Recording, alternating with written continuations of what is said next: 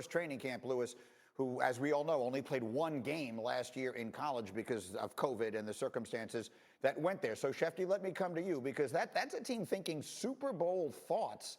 What are you hearing about the quarterback battle in San Francisco?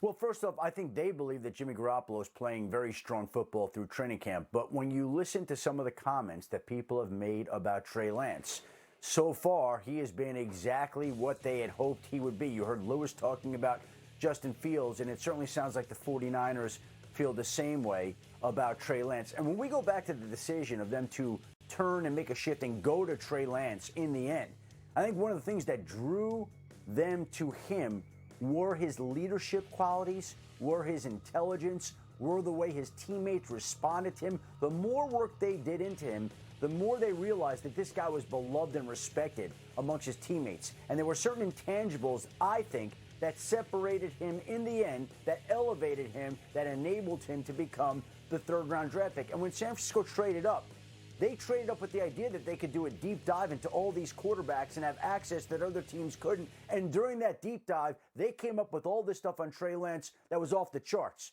And that was one of the reasons they selected him. And so far, that has been evident in training camp and the way people have spoken about him. So, Satchel, let me come to you. You were the one in Chicago. You're preaching patience. Go with Andy Dalton. Go with the entrenched